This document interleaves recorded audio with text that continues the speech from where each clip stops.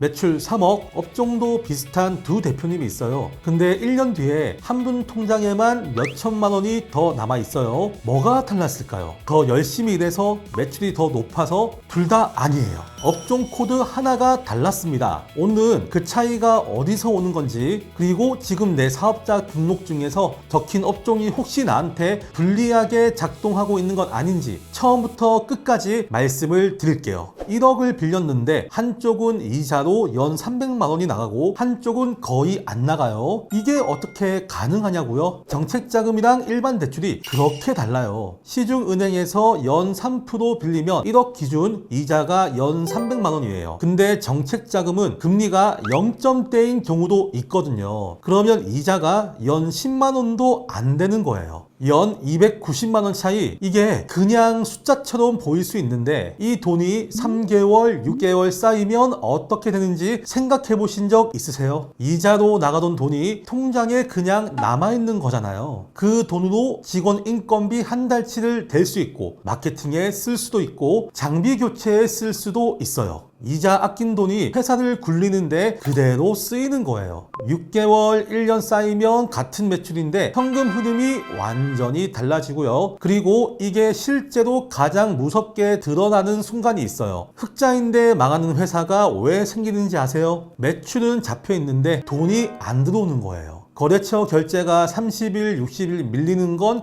비일비재하고, 그 사이에 직원 월급은 나가야 하고, 원자재는 사야 하고, 임대료는 빠져나가야 해요. 그때 통장에 여유가 있는 회사는 그냥 버팁니다. 그런데 여유 자금이 없는 회사는 심하게 고금리 단기 대출을 끌어당겨 받거나 아니면 거래처에 먼저 사정을 이야기해야 해요. 그 순간부터 신용에 금이 가기 시작하고요. 매출이 덜 나와도 버티는 회사랑 매출이 잘 나와도 무너지는 회사의 차이 딱 하나예요. 운영 여유 자금이 있냐 없냐. 그리고 그 여유 자금을 만드는 가장 빠른 방법이 이자를 아끼는 거예요. 그런데 많은 분이 여기서 하나를 착각하고 계세요. 제가 만나는 대표님들 중에 자격이 되는데 신청 자체를 안 하신 분들이 정말 많아요. 이유를 물어보면 다들 비슷하고요. 나는 규모가 작아서 안 될 것 같아서요. 매출이 크지 않아서 해당이 안 될 것 같았어요. 한번 알아보려다가 복잡할 것 같아서 그냥 뒀어요. 그런데 실제로 들여다보면 충분히 받을 수 있는 조건이었던 경우가 너무 많아요. 서류 한 장 안 냈다가 수천만 원을 그냥 날리고 계신 거예요. 그리고 또 하나, 훨씬 더 많은 분들이 하고 계신 착각이 있어요. 자금 신청했다가 안 되면 대부분 이렇게 생각하세요. 내 매출이 부족한가 보다. 매출을 더 올리면 되겠지. 그런데 그것만은 아니에요. 정책자금 기관이 기업을 볼 때 단순히 매출만 보는 게 아니에요. 업종도 봐요. 같은 매출이어도 어떤 업종으로 등록이 되어 있냐에 따라서 지원할 수 있는 상품이 달라지고 심사 기준이 달라지고 한도 자체가 달라집니다. 그래서 매출이 충분해도 업종이 안 맞으면 자금이 잘 안 나오는 거예요. 그럼 지금 내 업종은 제대로 되어 있는 걸까요? 이게 생각보다 훨씬 흔해요. 처음 사업자를 낼 때 세무사나 주변 사람한테 부탁을 해가지고 등록하는 경우 참 많잖아요. 그때 대충 비슷한 업종으로 놓고 그냥 기대로 쭉 쓰고 있는 거예요. 아니면 사업 초기에는 한 가지 일을 하다가 지금은 완전히 다른 걸 하고 계시는데 업종 코드는 그대로인 경우도 있고요. 문제는 기관이 업종을 굉장히 중요하게 본다는 거예요. 정책자금은 업종별로 지원 목적이 다릅니다. 제조업이면 설비 투자 목적으로 지원하는 상품도 있고, 서비스업이면 또 다른 상품이 있고, 기술 기반 업종이면 훨씬 높은 한도를 받을 수 있는 상품이 따로 있어요. 그래서 실제로 하는 일은 기술 기반인데 업종은 일반 서비스업으로 등록이 되어 있으면 한도가 절반 아니면 3분의 1도 안 나올 수도 있습니다. 같은 매출에 업종 하나 바꿨을 뿐인데 한도가 3배 달라지는 이유가 바로 이거예요. 그러면 업종을 바꾸면 어떻게 달라지는지 실제 일어난 사례들을 보면서 말씀을 드리겠습니다. 지하에 있고 매출은 4천만 원. 여러 곳에서 자금 알아봤다가 안 된다는 얘기만 듣는 분이었습니다. 보통이면 저도 그냥 넘겼을 케이스 케이스예요. 그런데 서류를 보다가 뭔가 걸리는 게 있어가지고 직접 찾아가 봤습니다. 대표님이랑 얘기를 나눠보니까 원래는 성악가셨어요. 공연 기획도 직접 하셨고 공연 무대에 올린 이력도 있으셨어요. 식당은 나중에 시작하신 거고요. 서류에는 그냥 식당 사장님으로만 나와 있었던 거예요. 이 이력을 살려서 업종에 공연 기획을 추가했더니 문화 콘텐츠 분야 정책자금 쪽으로 길이 열렸습니다. 결과적으로 1억이 넘게 나왔어요. 그 대표님이 저한테 하신 말씀이 여러 곳에서 안 된다고만 했는데 왜 이건 된다는 거예요? 그러시더라고요. 된다 안 된다가 아니에요. 어떤 이력을 어떤 업종으로 연결하냐의 문제예요. 이런 경우가 단순히 식당만 있는 건 아니에요. 업종이랑 실제 하는 일이 겉으로는 비슷해 보이는데 안에 들어가 보면 완전히 다른 경우가 있어요. 인테리어 회사를 운영하시는데 업종이 건설업으로 등록이 되어 있었어요. 건설업도 맞긴 해요. 인테리어 시공을 하니까요. 그런데 이 대표님이 실제로 하시는 게 단순 시공만이 아니라 공간 디자인 설계부터 납품까지 전 과정이었거든요. 이거를 직접 만나서 확인을 했어요. 대표님 경력을 들어보니까 전에 디자인 사무소에서 일하신 이력도 있고 포트폴리오도 완전히 디자인 기반이었어요. 업종을 공간 디자인 쪽으로 전환했더니 기술 기반 서비스업으로 분류가 되어서 받을 수 있는 정책자금 상품 자체가 달라졌어요. 건설업으로 등록이 되어 있을 때랑 비교하면 한도가 거의 2배 이상 차이가 난 거죠. 하는 일은 똑같은데 업종 코드 하나 달랐을 뿐인데요. 그리고 이 방식이 꼭 업종 전환에만 국한되는 건 아닙니다. 대표님의 경력이나 노하우 자체가 지금 한도를 바꾸는 무기가 되는 경우도 있거든요. 치킨집을 운영하시는 대표님인데 자기만의 조리 동선을 정말 정교하게 만들어 놓으셨습니다. 기름 온도, 튀김 순서, 타이밍까지 다 체계화되어 있었어요. 이게 특허 가능한 구조라는 걸 발견했고 특허를 내는 방향으로 잡았습니다. 특허가 생기면 기술 기반 사업체로 분류될 수가 있거든요. 그러면 받을 수 있는 작은 상품이 완전히 달라질 수가 있습니다. 그리고 매출이 0원인데 자금이 나온 사례도 있습니다. 창업 초기나 매출이 없었던 분인데 다들 매출이 없으면 자금이 불가라는 얘기만 해줬던 거예요. 그런데 그분이 그 전에 뭘 하셨는지 보니까 해당 분야에서 10년 넘게 연구하신 이력이 있으셨습니다. 그 이력을 업종이랑 연결하고 기술 창업 쪽 구조로 잡았더니 자금이 나왔습니다. 매출이 없어도 대표님 이력이 기준이 되는 상품이 따로 있거든요. 이 세 사례의 공통점이 뭔지 아세요? 서류만 봤으면 절대 못 찾아냈습니다. 직접 만나서 대화를 나눠봐야 보이는 것들이었어요. 그리고 이 사례들 또 하나의 공통점이 있어요. 셋 다 본인이 직접 업종을 바꾸려고 했다면 지금 결과가 안 나왔을 겁니다. 업종 전환 자체는 어렵지 않아요. 세무사 가서 신청하면 돼요. 근데 문제는 어떤 업종으로 바꾸느냐예요. 업종 코드가 한국표준 산업분류 기준으로만 해도 수백 개가 넘습니다. 그 중에서 내 실제 사업 내용이랑 맞으면서 정책자금상 유리한 업종을 골라야 하는 거거든요. 아무 업종이나 골랐다가는 오히려 자금 한도가 0원이 되는 경우가 있어요. 특정 업종은 정책자금 지원 제외 대상이기 때문이에요. 유흥업, 도박 관련, 일부 부동산 관련 업종들은 아예 신청 자체가 안 되고요. 그것도 모르고 업종을 바꿨다가 원래 받을 수 있었던 자금을 못 받게 되는 거예요. 그리고 또 하나, 일단 한번 내보지 뭐 준비 없이 넣는 것도 절대 안 됩니다. 반려되면 그 이력이 남거든요. 같은 기관에 다시 신청할 때에 이전에 반려된 기록이 심사에 영향을 줘요. 이 회사 전에 안 됐던 데잖아 하는 시선이 생기는 거예요. 그래서 무작정 한번 넣어보는 게 오히려 내년 자금까지 막아버리는 독이 될 수 있습니다. 그리고 업종도 제대로 고르고 준비도 되면 그냥 신청하는 거 아닌가 생각하실 수 있어요. 그런데 여기서 탈락하는 분들이 또 있습니다. 업종은 있는데 빠진 게 있거든요. 업종만 바꾼다고 끝이 아닙니다. 심사관은 서류를 볼 때 업종이 바뀐 이유를 찾습니다. 갑자기 공연기획 업종으로 바꿨는데 관련 이력도 없고 사업 계획서에도 그 내용이 없으면 이 회사가 갑자기 왜 업종을 바꿨지? 이런 의심을 사거든요. 심사는 서류 하나만 보는 게 아닙니다. 업종이랑 이력이 연결되는지, 특허나 인증이 사업 내용을 뒷받침하는지, 사업 계획서 방향이 업종이랑 일치하는지 이런 걸 전체적으로 봐요. 어느 하나가 따로 놀면 아무리 업종을 잘 골라도 탈락을 할 수 있습니다. 그래서 단순히 서류 대행이랑 기업 구조 설계는 다릅니다. 서류 대행은 있는 서류 그대로 정리해서 넣는 거에 불과하고요. 구조 설계는 그 전에 어떤 업종이 가능한지, 어떤 이력이 연결되는지, 어떤 자금 상품이 맞는지를 역산해서 전체를 하나의 그림으로 맞추는 거예요. 그 그림이 완성됐을 때 서류가 설득력을 갖게 되는 거예요. 그럼 업종 전환부터 자금 신청까지 실제로 얼마나 걸리는지 말씀을 드리겠습니다. 업종 전환 자체는 2, 3일이면 돼요. 신청하시고 처리 기간이 그 정도예요. 물론 예외도 있지만요. 거기에 특허나 인증 준비까지 포함하면 3주에서 4주, 한 달 안에 신청까지 마칠 수 있습니다. 생각보다는 짧죠. 오늘 당장 할 수 있는 건 딱 하나예요. 지금 사업자 등록증 꺼내가지고 업종 코드 확인해 보세요. 내가 실제로 하는 일과 맞는지, 혹시 더 유리한 업종이 있는 것 아닌지, 그게 첫 번째입니다. 업종 코드를 보면서 뭔가 찜찜한 느낌이 드신다면 그 느낌이 맞을 가능성이 높아요. 처음 사업자 낼 때 대충 넣은 업종, 사업이 바뀌었는데도 그대로 쓰고 있는 업종, 그게 지금 이 순간에도 자금 한도를 깎고 있을 수가 있어요. 모르시겠다면 구조 진단부터 받아보시는 게 맞습니다. 제가 직접 들여다봐야 보이는 것들이 있거든요. 오늘 말씀드린 내용을 정리하면요, 정책자금은 단순히 매출 싸움만이 아닙니다. 업종 싸움이에요. 같은 매출인데 통장 잔고가 다른 이유, 같은 조건인데 한 명만 자금을 받는 이유, 전부 업종 코드 하나에서 시작할 수가 있습니다. 업종 하나 바꿨을 뿐인데 한도가 3배 달라집니다. 지금 내 업종이 맞는지 모르신다면 일단 구조 진단부터 해보세요. 이빈이었습니다.